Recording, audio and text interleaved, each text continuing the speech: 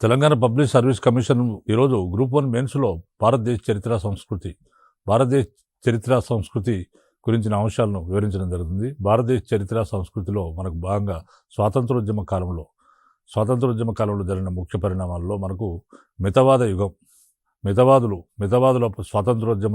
ఉద్యమంలో మితవాదుల పాత్రను అంచనా వేయమన్నప్పుడు నేను లాస్ట్ ఎపిసోడ్స్లో మితవాదుల పాత్రను గురించి వివరించడం జరిగింది. ఈ ఎపిసోడ్లో మిగిలిన అంశాలను వివరించడం జరుగుతుంది. అంటే ప్రముఖ మితవాద నాయకులు ఉన్నారు. మితవాద నాయకులు ఏ పద్ధతిలో వాళ్ళు పోరాటాలు చేశారు అనే వివరాలు చెప్పడం జరిగింది. మనకు అసలు భారతదేశానికి స్వాతంత్రోద్యమం ఎందుకు జరిగిందనే దానికి మనం ఫస్ట్ ఇంట్రడక్షన్ ఇవ్వాల్సి వచ్చినప్పుడు కొన్ని విషయాలను అవగాహన చేసుకోవడం అవసరం, అధ్యయనం చేయడం అవసరం. కాబట్టి బ్రిటిష్ వాళ్ళు క్రీస్తకం 1600 సంవత్సరాల్లో తూర్పు ఇండియా వర్తక సంఘం అనే కంపెనీని పెట్టుకొని వారు స్థాపించి భారతదేశంలో వర్తకానికి అనుమతిని పొంది మొఘళ్ళ నుంచి అనుమతి పొంది భారతదేశంలో వర్తకం చేసుకోవడం ప్రారంభించారు. ఆ విధంగా వర్తకం చేసుకోవడం ప్రారంభించినప్పుడు వారికి అంతకుముందే వచ్చిన ఐరోపా కంపెనీల వారితో వారికి పోటీ ఏర్పడింది, వ్యాపార పోటీ ఏర్పడింది. ఈ విధంగా వ్యాపార పోటీ ఏర్పడినప్పుడు అంతకుముందే వీరికంటే ముందే వచ్చిన పోర్చుగీస్ వారు, డచ్ వారు, డెన్నులు, తర్వాత వీళ్ళ తర్వాత వచ్చిన ఫ్రెంచ్ వారు, వీళ్ళందరితో పోటీ ఏర్పడింది. ఫలితంగా వీళ్ళ మధ్య పోరాటం జరిగింది. ఈ పోరాటంలో బ్రిటిష్ వారు విజయం సాధించి మొత్తం భారతదేశం మొత్తం కూడా తమ వ్యాపారాన్ని విస్తరింపజేయడం జరిగింది. ఆ విధంగా తమ వ్యాపారాన్ని విస్తరింపజేసి తర్వాత మంచిగా ఆర్థికంగా బాగా సంపాదించుకోవడం జరిగింది, ధనాన్ని సంపాదించారు. తర్వాత స్వదేశీ రాజుల అంతరంగ వివరాలు జోక్యం చేసుకున్నారు, మంచి ధనాన్ని సంపాదించారు, సైన్యాన్ని ఏర్పాటు చేసుకున్నారు. స్వదేశీ రాజుల యొక్క అనైక్యతను ఆసరాగా తీసుకొని వారు స్వదేశీ రాజులతో జరిగిన అనేక యుద్ధాలు చేసి భారతదేశాన్ని మొత్తాన్ని కూడా ఆక్రమించడం జరిగింది. స్వదేశీ రాజుల యుద్ధాలు మనకు కర్ణాటక, మైసూరు యుద్ధాలు చేసి దక్షిణ భారతదేశాన్ని జయించారు. అదేవిధంగా బెంగాల్లో ప్లాసీ, తర్వాత బక్సార్ యుద్ధాలు చేసి వారు బీహార్, బెంగాల్, ఒరిస్సా రాష్ట్రాలను ఆక్రమించారు. మరాఠా యుద్ధాలు చేసి మధ్య భారతదేశాన్ని, మహారాష్ట్రను ఆక్రమించారు. తర్వాత అదేవిధంగా సిక్కు యుద్ధాలు చేసి ఉత్తర భారతదేశాన్ని ఆక్రమించారు. మొత్తం భారతదేశం కూడా వారి పాదాక్రాంతం అయిపోయింది. భారతదేశం మొత్తం వాళ్ళ ఆధీనంలోకి వచ్చినాక భారతదేశంలో వారి విధానాలు, వారి ఆర్థిక విధానాలు, రకరకాల విధానాలు ప్రవేశపెట్టడం జరిగింది. ఆ విధంగా ప్రవేశపెడుతూ వచ్చినప్పుడు భారతీయులకు అది నచ్చలేదు. భారతీయుల్లో తీవ్ర అసంతృప్తి ఏర్పడింది. ఎందుకంటే భారతీయ సంపదను దోచుకపోవడం ప్రారంభించారు. The grand old man of India, Dadabhai Naoroji చెప్పినట్టు సంపద అంటే డ్రైన్ థియరీలో ఆయన చెప్పాడు, భారతదేశ సంపదే కాదు, తర్వాత రకరకాల శ్రమ కూడా దోచుకుపోతున్నారు బ్రిటిష్ వాళ్ళు అని చెప్పడం జరిగింది. ఆ విధంగా చెప్పాడు. మరి భారతదేశంలో ఈ విధంగా శ్రమ అంతా దోచుకుపోతున్నారు, తర్వాత భారతీయ సంపద అంతా బ్రిటన్కి తరలిపోతుంది. తర్వాత 18వ శతాబ్దంలో వచ్చిన పారిశ్రామిక విప్లవం వల్ల బ్రిటన్లో అధునాతన పరిశ్రమలు ఏర్పాటు చేయబడ్డాయి. తర్వాత భారతదేశం నుంచి ముడి సరుకులు తీసుకుపోవడానికి రైల్వే వ్యవస్థ ఏర్పాటు చేశారు, తంతి తపాలా వ్యవస్థ ఏర్పాటు చేశారు. మరి ఈ విధంగా రైల్వే వ్యవస్థ ద్వారా మారుమూల ప్రాంతాల నుంచి ముడి సరుకులు తీసుకొని రేవు ప్రాంతాలకు తీసుకెళ్ళి అక్కడి నుంచి బ్రిటన్కి తీసుకొని వెళ్ళి అక్కడ ఫ్యాక్టరీల మీద ఈ యొక్క ఆకర్షణీయమైన సరుకులను తయారు చేసి తిరిగి భారతదేశాన్ని తీసుకొచ్చి ఇక్కడే అమ్మేవారు. ఈ విధంగా చూస్తున్నప్పుడు మనకు స్వేచ్ఛా వ్యాపారం అనేది ప్రవేశపెట్టారు. స్వేచ్ఛా వ్యాపారం అనేది ప్రవేశపెట్టి ఆ విధంగా ఎవరైనా బ్రిటిష్ వాళ్ళు ఫ్రీగా స్వేచ్ఛగా వ్యాపారం చేసుకోవచ్చు అని పెట్టారు. తర్వాత భారతీయులకు మాత్రం స్వేచ్ఛా వ్యాపారం చేయడానికి వీల్లేదు. ఆ విధమైన పద్ధతులు పెట్టారు. మరి ఈ విధంగా పరిశ్రమల పైన తయారైన వస్తువులు తీసుకొచ్చి భారతదేశంలో అమ్మినప్పుడు భారతదేశంలోని పరిశ్రమలు కానీ, కుటీర పరిశ్రమలు కానీ, తర్వాత మామూలు పరిశ్రమలు కానీ, హస్తకళలు కానీ ఆ పోటీకి, బ్రిటిష్ వారి వస్తువుల పోటీకి తట్టుకోలేక వాళ్ళందరూ కూడా ఈ వృత్తులు చేసే వాళ్ళందరూ కూడా వాళ్ళ వృత్తులు కోల్పోయారు. ఫలితంగా వాళ్ళందరూ వ్యవసాయ రంగంలోకి, తర్వాత పరిశ్రమల్లోకి గత్యంతరం లేక వెళ్లాల్సి వచ్చింది. ఈ విధంగా వెళ్ళినప్పుడు అక్కడ వ్యవసాయ రంగంలో దుర్భిక్షము, అతివృష్టి, అనావృష్టి, తర్వాత కరువులు, ఇట్లా రకరకాల బాధలతోని, భూమి శిస్తు విధానాలతోని వీరు బ్రిటిష్ వారు వీరిని అణచివేయడం జరిగింది. అంటే కరువు వచ్చి కొన్ని లక్షల మంది చచ్చిపోయేవారు. బ్రిటిష్ వారు కరువు నివారణ చర్యలు తీసుకోలేదు, తర్వాత కరువు నివారణ చర్యలు తీసుకోలేదు, తర్వాత ఎలాంటి నీటిపారుదల సౌకర్యాలు కల్పించలేదు. ఫలితంగా తీవ్రంగా అనేక మంది అనేక రకాలుగా ఫలితంగా చనిపోవడం జరిగింది. ఈ విధంగా చనిపోతూ వస్తున్నారు పబ్లిక్. ఆ తర్వాత కాలంలో మనకు బ్రిటిష్ వారి పరిపాలన వల్ల తీవ్ర విఘాతాలు కలుగుతున్నాయి. బ్రిటిష్ వారి పరిపాలనను భారతదేశంలో లేకుండా చేయాలనేది ఒక సంకల్పం అయితే కలిగింది. ఎందుకంటే బ్రిటిష్ వారి జాత్యహంకారము, తర్వాత వారి విధానాలు, వారి పద్ధతులు, వారు మనిషిని మనిషిగా చూడకపోవడము, తర్వాత 1800 మనకు మధ్యతరగతి వారు అనేక అనేక రకాలుగా వాళ్ళు చదువుకున్నప్పటికి కూడా వాళ్ళకు ఎటువంటి ఉద్యోగాలు ఇవ్వలేదు. ఎందుకంటే ఉన్నతోద్యోగాలు భారతీయులు ఎంత చదువుకున్నప్పటికీ ఉన్నతోద్యోగాలు మాత్రము భారతీయులకు ఇచ్చేవారు కాదు. కింది స్థాయి ఉద్యోగాలు మాత్రమే భారతీయులకు ఇచ్చేవారు. ఈ విధంగా మనకు రకరకాల ప్రజల యొక్క సాంఘిక వివరాలు జోక్యం చేసుకున్నారు, వారి అంతరంగ వివరాలు జోక్యం చేసుకున్నారు. ఈ విధంగా ప్రజల యొక్క అసంతృప్తి ఫలితమే 1857 తిరుగుబాటు. 1857 తిరుగుబాటులో ఈ విధంగా తిరుగుబాటు జరిగి మొత్తం ఒక బ్రహ్మాండమైన తిరుగుబాటు జరిగింది. తిరుగుబాటు అనంతరము బ్రిటన్ రాణి విక్టోరియా మహారాణి ప్రకటన చేస్తూ ఇప్పుడు భారతీయులను బ్రిటిష్ వారితో సమానంగా భారతీయులను కూడా చూస్తాము, భారతీయులు జాతి కుల మత వివక్ష లేకుండా చక్కగా చూస్తామని చెప్పింది. కానీ అది ఆచరణలో సాధ్యం కాలేదు. తిరిగి మళ్ళీ స్వాతంత్ర పోరాటానికి దారితీసింది. బ్రిటిష్ వారి యొక్క జాత్యహంకారము, తర్వాత వారి యొక్క అహంకారంతో మళ్ళీ స్వాతంత్ర పోరాటానికి దారితీసింది. ఆ విధంగా భారతీయులకు బ్రిటిష్ వారి మధ్య మాటిమాటికి గొడవ జరుగుతుందనే ఉద్దేశంతో ఆ రోజుల్లో మనకు ఏవో హ్యూమ్ అనే బ్రిటిష్ రిటైర్డ్ ఐసీఎస్ అధికారి ఆయన ఏం చేశాడంటే,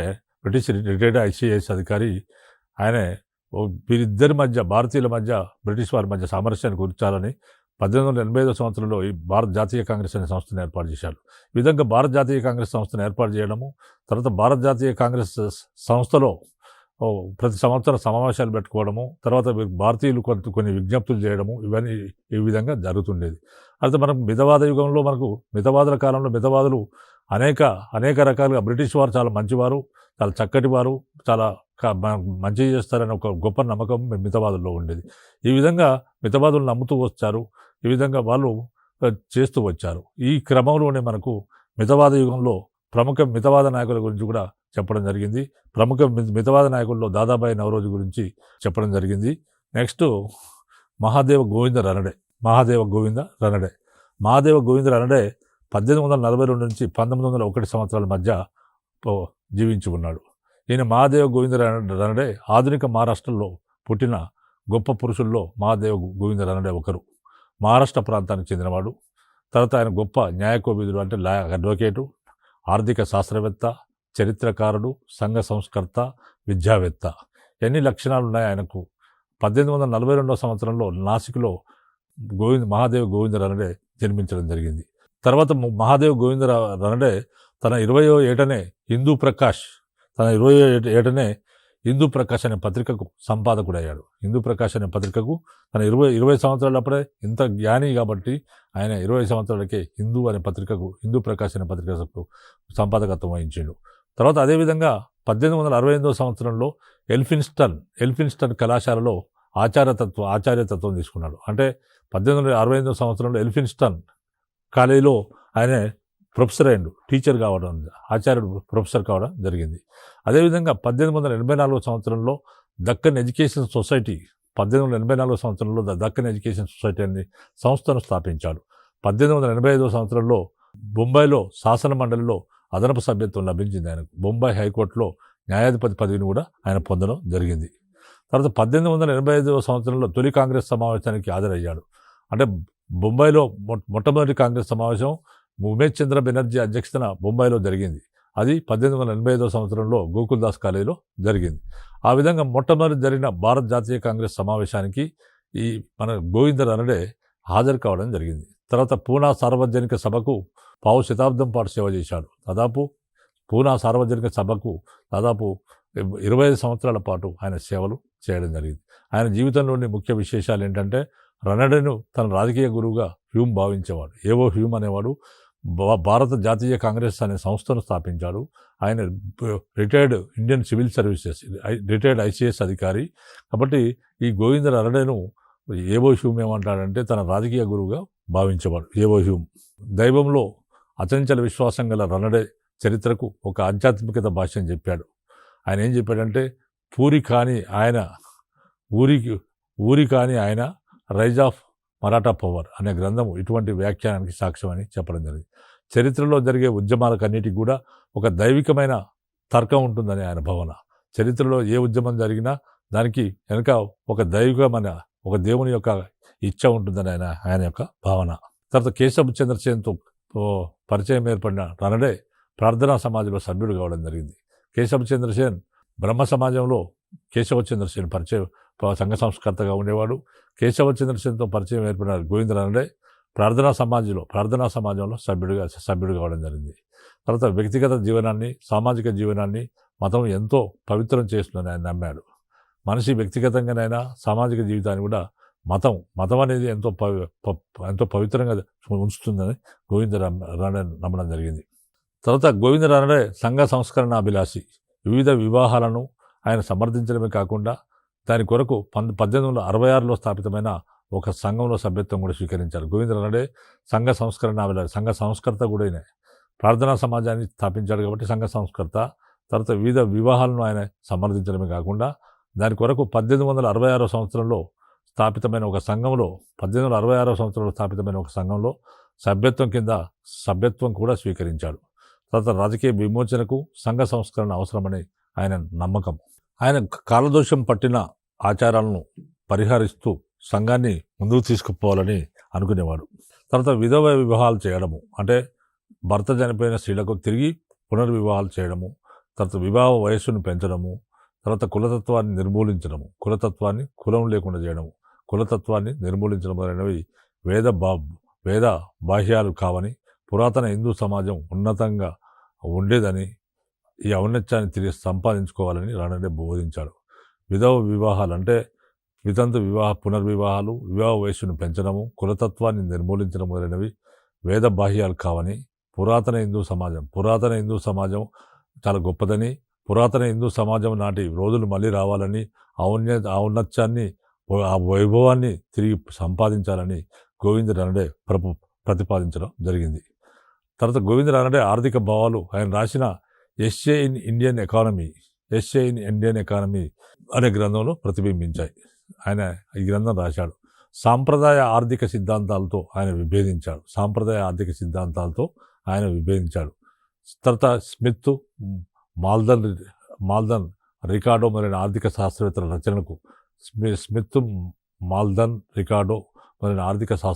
రచనలకు జీర్ణం చేసుకున్న గోవింద రానడే బ్రిటిష్ ఆర్థిక సూత్రాలు భారతదేశానికి వర్తించమని ఆయన వక్కానించడం పేర్కొనడం జరిగింది. ఆర్థిక శాస్త్రము ఒక సామాజిక శాస్త్రం కాబట్టి దాన్ని భారతీయ సమాజాన్ని, దాని చరిత్రను దృష్టిలో పెట్టుకుని అధ్యయనం చేయాలని ఆయన భావాలు. ఆర్థిక శాస్త్రము ఒక సామాజిక శాస్త్రం, సోషల్ సైన్స్ కాబట్టి దానిని భారతీయ సమాజాన్ని, దాని చరిత్రను దృష్టిలో పెట్టుకొని అధ్యయనం చేయాలి. భారతీయ సమాజం ఏ విధంగా ఉంది, దాని రూపురేఖలు ఎలా ఉన్నాయి, తర్వాత దాని చరిత్ర ఏంది అనే అంశాలను మనం పెట్టుకొని దాన్ని అధ్యయనం చేయాలని గోవింద రానడే పేర్కొనడం జరిగింది. స్వేచ్ఛా వ్యాపార సిద్ధాంతం కాకుండా భారతదేశ అభివృద్ధికి, పారిశ్రామికీకరణకు ప్రభుత్వ జోక్యం ఎంతో అవసరమని రానడే అభిప్రాయపడ్డాడు. స్వేచ్ఛా వ్యాపార సిద్ధాంతాన్ని ఎవరు ప్రవేశపెట్టారు? బ్రిటిష్ వారు ప్రవేశపెట్టారు. స్వేచ్ఛా వ్యాపారం అంటే ఎవరైనా వ్యాపారం, తూర్పు ఇండియా వర్తక సంఘం వారు ఒక్కరే వ్యాపారం చేసేవారు. కానీ బ్రిటిష్ వారు ఏం ప్రవేశపెట్టారంటే స్వేచ్ఛా వ్యాపారం, అంటే ఐరోపా వారు ఎవరైనా స్వేచ్ఛా వ్యాపారం చేసుకోవచ్చు.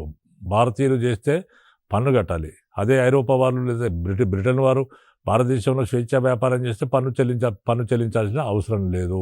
ఇదే స్వేచ్ఛా వ్యాపార సిద్ధాంతం. మరి ఒకవేళ భారతీయులు స్వేచ్ఛా వ్యాపారం చేయనివారు, ఒకవేళ చేస్తే వాళ్ళు పన్ను చెల్లించాలి ప్రభుత్వానికి. కానీ మిగతా వాళ్ళు ఎవరు చేసినా పన్ను చెల్లించాలి. అదే స్వేచ్ఛా వ్యాపారం. తర్వాత స్వేచ్ఛా వ్యాపార సిద్ధాంతం కాకుండా భారతదేశ అభివృద్ధికి, పారిశ్రామికీకరణకు ప్రభుత్వ జోక్యం ఎంతో అవసరమని గోవింద రానడే అభిప్రాయపడ్డాడు. తర్వాత పారిశ్రామికీకరణ మొత్తం ప్రభుత్వ జోక్యం ఎంతో అవసరమని చెప్పడం జరిగింది. రాజకీయంగా మహాదేవ గోవింద రానడేకు సమన్యాయంలో, పార్లమెంటరీ ప్రభుత్వంలో నమ్మకం ఉండేది. గోవింద రానడేకు సమన్యాయంలో పార్లమెంటరీ ప్రభుత్వంలో నమ్మకం ఉండేది. ఆంగ్ల ఉద్యోగులు ప్రదర్శించే తలబిరుస్తనము ఆయనకు అసహ్యం కలిగించేది. ఆంగ్ల ఉద్యోగులు ఏం చేసేవారు? మాది గొప్ప జాతి, మేము తెల్లగా ఉన్నాము, మీరు నల్లగా ఉన్నారు కాబట్టి మాది గొప్ప జాతి.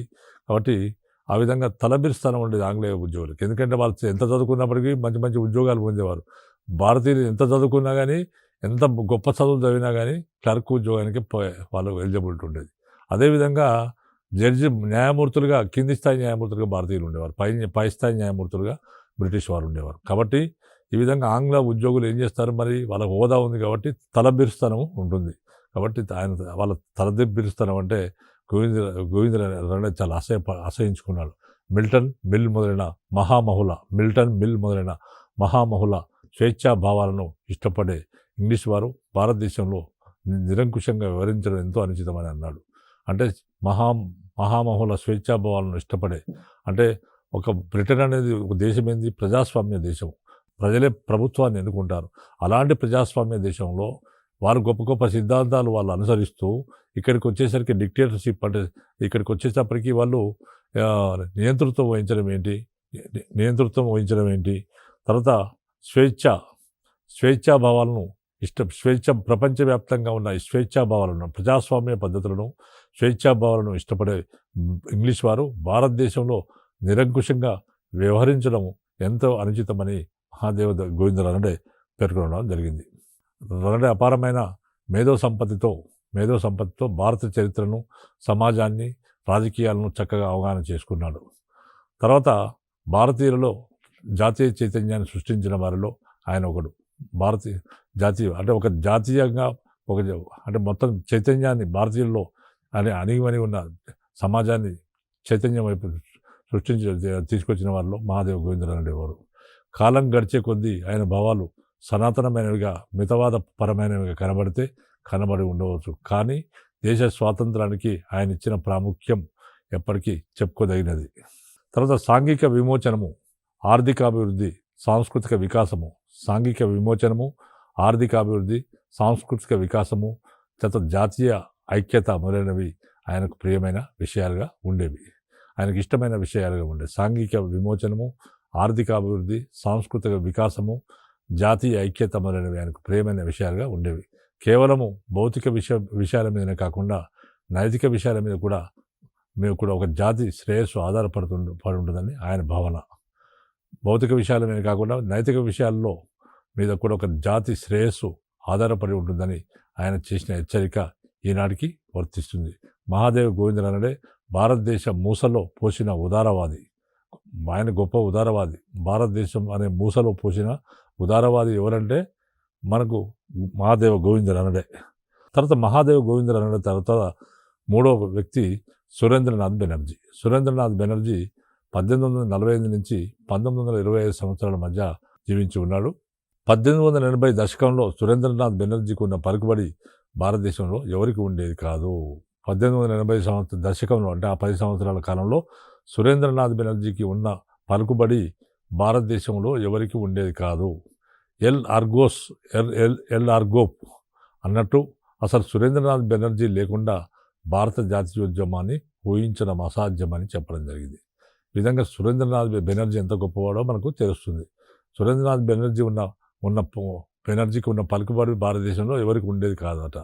ఎల్ ఆర్గోవ్ అన్నాడు ఒక ఆయన అన్నట్టు.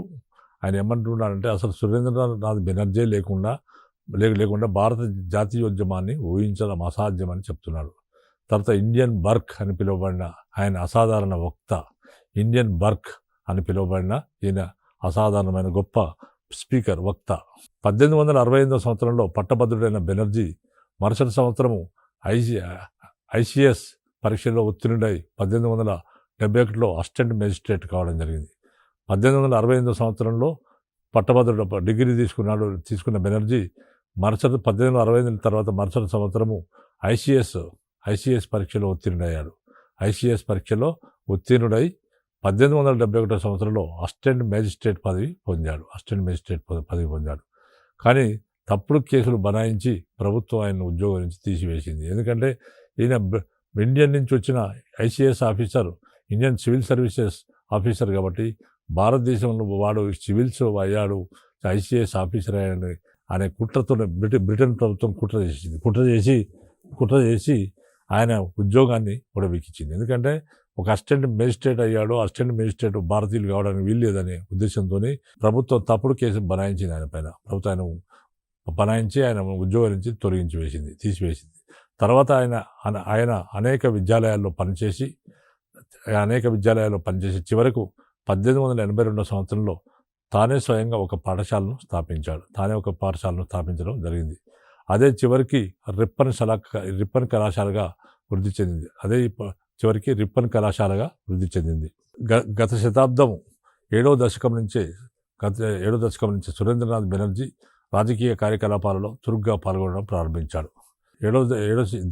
గత శతాబ్దం 7వ దశకం నుంచే సురేంద్రనాథ్ బెనర్జీ రాజకీయ చురుగ్గా పాల్గొనడం భారతదేశంలో ప్రాతినిధ్య సంస్థల స్థాపన ధ్యేయంతో ఆయన 1876 సంవత్సరంలో ఆనంద్ మోహన్ బోస్, శివనాథ శాస్త్రి అనే వారి సాయంతో కలకత్తాలో ఇండియన్ అసోసియేషన్ను స్థాపించాడు. ఇండియన్ అసోసియేషన్ అనే సంస్థను ఆయన 1876 సంవత్సరంలో ఆనంద్ మోహన్ బోస్ మరియు శివనాథ శాస్త్రి అనే వారి సహాయంతో ఆయన ఇండియన్ అసోసియేషన్ అనే సంస్థను స్థాపించడం జరిగింది. తర్వాత ఈ విధంగా భారతదేశానికి స్వపరిపాలన కృషి చేసిన అధ్యుల్లో ఆయన ఒకరు. తర్వాత లూర్డ్ సాలిన్ ఐసీఎస్ పరీక్ష వయస్సు 21 నుండి తగ్గించిన సందర్భంగా బెనర్జీ సుడిగాలి వల్ల ఉత్తర హిందుస్థానం అంతా తిరిగి మధ్యతరగతి వారిలో రాజకీయ చైతన్యాన్ని సృష్టించాడు. అంటే మనకు లార్డ్ సాలిన్ అనేవాడు ఐసీఎస్ పరీక్ష వయస్సు 21 నుంచి తగ్గించి 21 నుంచి 19 సంవత్సరాలు చేశారు. మరి ఈ విధంగా అంటే భారతీయులు ఎవరు కూడా ఇండియన్ సివిల్ సర్వీస్ ఎగ్జామ్ రాయకూడదు. అది కూడా భారతీయులు రాయకూడదు. అది ఓన్లీ బ్రిటిష్ వారి మాత్రమే రాయాలి. ఎందుకంటే భారతీయులకు ఉన్నది ఎలిజిబిలిటీ ఉంది, కానీ అది బ్రిటన్లో పోయి రాసి రావాలి. కాబట్టి బ్రిటన్ పోయి పోలేరు, వీళ్ళు రాయలేరు. తర్వాత ఏం చేశారు, ఇంకా 21 సంవత్సరాల నుంచి వయసును 19 సంవత్సరాల ఎలిజిబిలిటీ దానికి ఐసీఎస్ రావాలంటని పెట్టారు. ఈ విధంగా భారతీయులను అణచివేసే ఉద్దేశంతో, భారతీయులను ఐసీఎస్కు దూరం చేసే ఉద్దేశంతో ఒక కుట్ర బ్రిటిష్ వారు చేసేవారు. ఆ విధంగా ఐసీఎస్ పరీక్ష వయసు 21 నుండి 19 సంవత్సరాలు తగ్గించారు. ఈ సందర్భంగా సురేంద్రనాథ్ బెనర్జీ సుడిగాలి వలె ఉత్తర హిందుస్థానం అంతా తిరిగి మధ్యతరగతి వారిలో ఎవరికి ఉద్యోగాలు అవసరం, ఇక్కడ మధ్యతరగతి వారే ఎక్కువ ఈ ఉద్యోగాలకు వస్తుంటారు. మధ్యతరగతి వారిలో రాజకీయ చైతన్యాన్ని ఆయన సృష్టించడం జరిగింది. తర్వాత ఉమేష్ చంద్ర బెనర్జీ స్థాపించిన బెంగాలీ అనే పత్రికకు ఆయన చాలా సంవత్సరాలు సంపాదకుడుగా ఉన్నాడు. తర్వాత ఇల్బర్ట్ బిల్ వివాదాన్ని సురేంద్రనాథ్ బెనర్జీ చాలా సమర్థవంతంగా ఉపయోగించుకున్నాడు. తర్వాత 1876 సంవత్సరంలో కలకత్తా కార్పొరేషన్కి ఎన్నికై 23 సంవత్సరాల పాటు ఆ పదవిని నిర్వహించడం జరిగింది. తర్వాత 1890 సంవత్సరంలో ఏవో హ్యూమ్ మొదలైన వారితో కలిసి ఇంగ్లాండ్కు పోయి రాజకీయ సంస్కరణలకై బ్రిటిష్ ప్రజాభిప్రాయాలు చూరగొనడానికి ప్రయత్నించాడు. 1890 సంవత్సరంలో రిటైర్డ్ ఐసీఎస్ అధికారిని ఏవో హ్యూమ్ మొదలైన వారితో కలిసి ఇంగ్లాండ్కు పోయి రాజకీయ సంస్కరణలకై బ్రిటిష్ ప్రజాభిప్రాయాలు చూరగొనడానికి ప్రయత్నించారు. 1897 సంవత్సరంలో వెల్బీ కమిషన్ ముందు సాక్ష్యం ఇవ్వడం జరిగింది. 1910 సంవత్సరంలో ఇంపీరియల్ ప్రెస్ కాన్ఫరెన్స్లో ఇండియా తరపున ఆయన ప్రాతినిధ్యం వహించడం జరిగింది. తర్వాత 1894 నుండి బెంగాల్ శాసన మండలికి 4 సార్లు ఎన్నికయ్యాడు. తర్వాత కాంగ్రెస్ సమావేశాలకు 1895 నుంచి 1902 మధ్య అధ్యక్షత వహించడం మొదలైనవి బెనర్జీ జీవితంలో ఇతర విశేషాలు. బెంగాల్ విభజన కాలంలో జాతీయవాదులతో కలిసి పనిచేసిన సురేంద్రనాథ్ బెనర్జీ స్వతహాగా మితవాద వర్గానికి చెందినవాడు. అంటే 1905 సంవత్సరంలో బెంగాల్ విభజన జరిగింది. ఆ విభజన కాలంలో అతివాద ఉద్యమం అన్నారు దాన్ని. 1905 నుంచి 1920 మధ్య 1919 మధ్య కాలాన్ని అతివాద ఉద్యమం అన్నారు. ఆ ఆదివాద ఉద్యమంలో మనకు ప్రధానంగా తీసుకుంటే మరి సురేంద్రనాథ్ బెనర్జీ మితవాది అయినప్పుడు కూడా మరి ఈ బెంగాల్ విభజన కాలం 1905 తర్వాత కాలంలో ఆయన జాతీయవాదులతో కూడా కలిసి పనిచేయడం జరిగింది. అంటే అటువంటి పరిస్థితి ఆయన మితవాది అయినప్పటికీ కూడా స్వాతంత్ర సమరం మీద ఉన్న ఆసక్తితోని అతివాదులతో కలిసి కూడా పనిచేయడం జరిగింది. ఆయన 1919 చట్టాన్ని సమర్థించడమే కాకుండా ఆ చట్టం ప్రకారం జరిగిన ఎన్నికలలో బెంగాల్ శాసన మండలికి ఎన్నికై బెంగాల్ ప్రభుత్వంలో మంత్రి పదవిని కూడా చేపట్టడం జరిగింది. త్వరలో మాజిని వంటి వారి త్యాగమయమైన జీవితాలు, అంటే ఇటలీ దేశానికి చెందిన మాజిని వంటి వారి త్యాగమయమైన జీవితాలు సురేంద్రనాథ్ బెనర్జీని ఎంతో ప్రభావితం చేశాయి. స్వాలంబన, జాతీయ భావము, దేశభక్తి మొదలైన భావాలను ఆయన ప్రజల్లో ప్రచారం చేస్తూ ఉండేవాడు. ఇంగ్లాండ్లో ఉన్నప్పుడు బర్క్, మెకాలే, మిల్ మొదలైన వారి భావాలను ఆకలింపు చేసుకున్న సురేంద్రనాథ్ బెనర్జీ నైతికంగా ఆదర్శవాదాన్ని, ఉదార వ్యక్తి శ్రేయోవాదాన్ని, ప్రజాస్వామ్యాన్ని సమర్థించేవాడు. బర్క్ ప్రబోధించిన రాజ్యాంగవాదం ఆయనకు ఎంతో ప్రీతిపాత్రమైనది. భారతదేశ గత వైభవాన్ని వాల్మీకి, వ్యాసుడు, బుద్ధుడు, శంకరుడు, పాణిని, పతంజలి మొదలైన వారు ప్రబోధించిన సూత్రాలను తలుచుకునే సురేంద్రనాథ్ బెనర్జీ రాజకీయ శక్తికి నైతిక పునాదులు ఉండాలని నమ్మాడు. నవరోజీ, రానడే, కాండు, మేహతా, తత గోఖలే మొదలైన వారి వల్ల ఆయన భారతదేశంలో బ్రిటిష్ వారి పాలన దైవ నిర్ణయమని భావించినాడని చెప్పవచ్చు. భారతదేశ దుస్థితిని గాంచి వారితో పాటు కినుడయ్యాడు. పూనా కాంగ్రెస్ అధ్యక్ష పదవి నుండి ఆయన ఒక పంచసూత్ర ప్రణాళికను ప్రతిపాదించాడు. భారతదేశంలోని నిరుద్యోగాన్ని నిర్మూలించడం, భారతీయ పురాతన పరిశ్రమలను పునరుద్ధరించడం, సంపద స్రావాన్ని అరికట్టడం మొదలైన ప్రణాళిక అంశంగా ఆయన చెప్పడం జరిగింది. తాను రాసిన ఏ నేషన్ ఇన్ మేకింగ్ అనే గ్రంథంలో సురేంద్రనాథ్ బెనర్జీ స్వదేశీ గల ప్రాముఖ్యతను వివరించడం జరిగింది. అనుసరించిన పద్ధతుల్లో బెనర్జీ మితవాద వర్గానికి చెందినవాడైనా కూడా సామ్రాజ్యవాదము నియంతృత్వాన్ని సృష్టిస్తుందని, స్వపరిపాలన వల్లనే జాతికి మోక్షం ఉంటుందని ఆయన నమ్మాడు. ఏ జాతికే ఆ జాతి తన భవితవ్యాన్ని నిర్ణయించుకోవడం ప్రకృతి సహజమని ఆయన పేర్కొనడం జరిగింది. స్వపరిపాలనకు రాజ్యాంగవాదానికి ప్రాధాన్యం ఇచ్చిన సురేంద్రనాథ్ బెనర్జీ వక్తగా సిసిరో, బర్క్ అంటే వీళ్ళు విదేశీ ఫిలాసఫర్ సిసిరో, బర్క్ మొదలైన వారితో పోల్చదగినవాడు. హెన్రీ కాటన్ ఏమన్నాడంటే సురేంద్రనాథ్ బెనర్జీ తన వాగ్దాటితో ఒక తిరుగుబాటును ప్రోత్సహించగలడు, ఒక విప్లవాన్ని అణచివేయగలడని, అంత గొప్పవాడని చెప్పేసి ఆయన గురించి హెన్రీ కాటన్ అన్నాడు. ఉల్కగా తన జీవితాన్ని ప్రారంభించిన సురేంద్రనాథ్ బెనర్జీ జీవన సంధ్యా సమయంలో జాతీయోద్యమానికి దూరంగాను ఆంగ్లేయులకు దగ్గరగాను జరిగినాడు. అయితే ఆనాటి బెంగాల్లో ఏ విధమైన రాజకీయ చలనం కనబడినా దానికి మూలం సురేంద్రనాథ్ బెనర్జీ. ఈ విధంగా మనకు సురేంద్రనాథ్ బెనర్జీ గురించిన సమాచారం మనం ఈ విధంగా చెప్పడం జరిగింది. ఈయన సురేంద్రనాథ్ బెనర్జీ ఒక గొప్ప మితవాద నాయకుడు. మహాదేవ గోవిందరావు, సురేంద్రనాథ్ బెనర్జీ, తర్వాత మిగిలిన నాయకుల గురించి నెక్స్ట్ ఎపిసోడ్లో వివరించడం జరుగుతుంది.